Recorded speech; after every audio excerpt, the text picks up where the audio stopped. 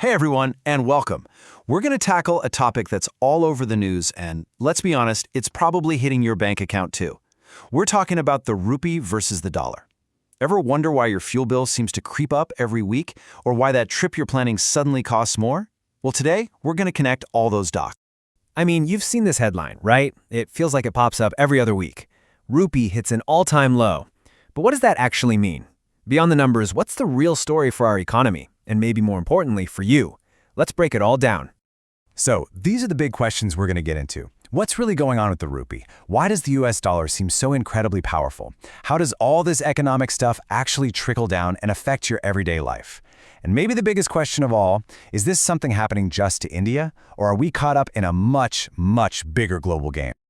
Look, we're going to cut through all the complicated jargon you hear on the news. In just the next few minutes, you're going to get a really clear picture of what's happening and why. Okay, let's dive right in.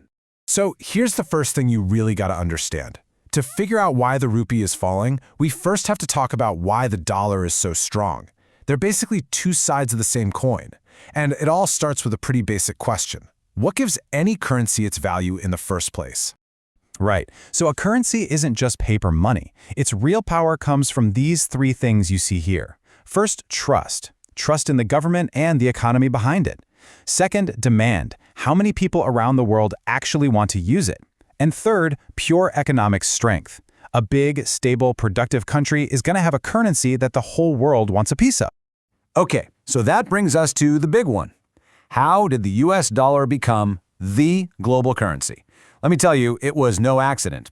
Its dominance was carefully built over decades, really starting right after World War II, when the US was, without a doubt, the world's biggest economic powerhouse. It all kicked off back in 1944 with something called the Bretton Woods Agreement. This basically made the dollar the world's official reserve currency by linking it to gold. Now, even after that link to gold was broken in the 70s, the system just stuck. And what's really interesting about this slide is that final point. Think about it. Today, if you want to buy oil or gold or get a big international loan, you're almost certainly doing it in US dollars. This creates this constant, massive demand for dollars, making it the foundation of the whole global economy. Okay, so we've established why the dollar is king. Now let's flip that coin over and look at our side. What exactly is putting all this pressure on the rupee? Well, as you can see here, it's not just one thing. It's a whole mix of pressures, coming from both inside India and from all over the world. One of the biggest factors is something called our trade balance. See, India imports a ton of stuff we need. Think crude oil, electronics, all kinds of machinery. And we have to pay for all of it in US dollars. The problem is, the value of what we import is way more than the value of what we export. It's pretty simple math, right? If you're spending $100 but only earning 60, you've got a deficit.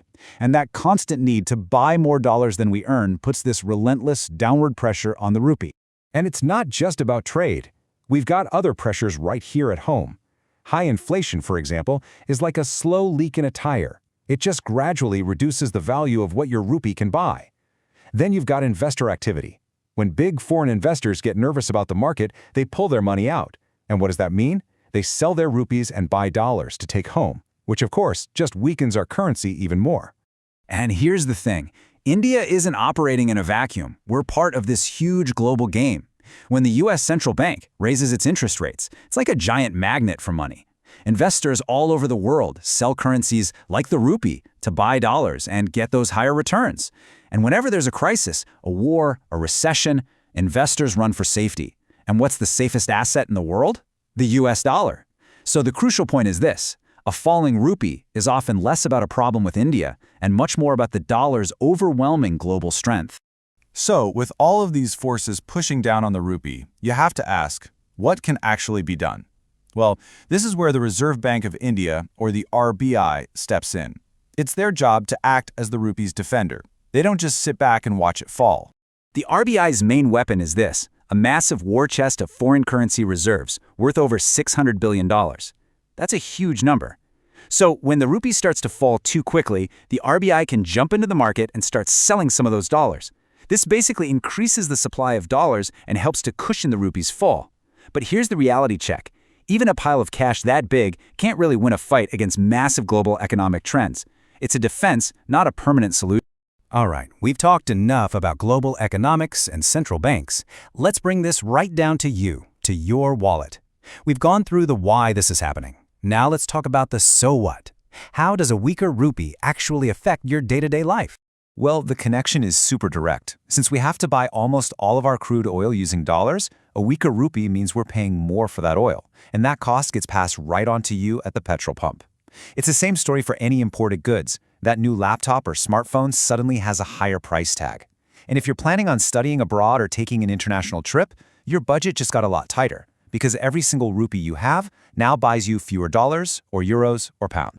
So, you might be wondering, is there any good news here? Is there an upside to a weak rupee? Well, yes, a small one. For Indian exporters, like our huge IT services industry, they get paid in dollars. So when the rupee is weak, their dollar earnings are worth more when they convert them back. But, and this is the really crucial part, India is an import-dependent economy.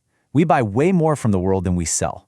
So the pain of higher costs for pretty much everyone else is much, much bigger than the gains for that one small sector. So if the RBI selling dollars is really just a temporary fix, what's the long-term solution? How do we get the rupee from a position of constantly being on defense to one of genuine strength, especially in a world so dominated by the dollar? Well, the real path to a stable rupee isn't about these short-term fixes. It's about making big, structural changes to our economy. It means we have to sell more of our stuff to the rest of the world and earn more dollars. It means we need to strengthen our manufacturing so we can make more things right here in India instead of buying them from abroad. And maybe most importantly, we have to reduce how much we spend on imported oil. Now, none of these are easy or quick, but they are the absolute essentials for building a currency that can stand on its own 2 feet. And all of this brings us to one final, much bigger question. We've seen just how much the rupee's fate is tied to the dollar's power. So could true, lasting stability for the rupee, and honestly for lots of other currencies, only happen in a future where the world is just less dependent on that one single currency? A future people are starting to call de-dollarization? It's a huge shift to think about, but it's a question that's right at the heart of the economic story for this century. Thanks so much for joining.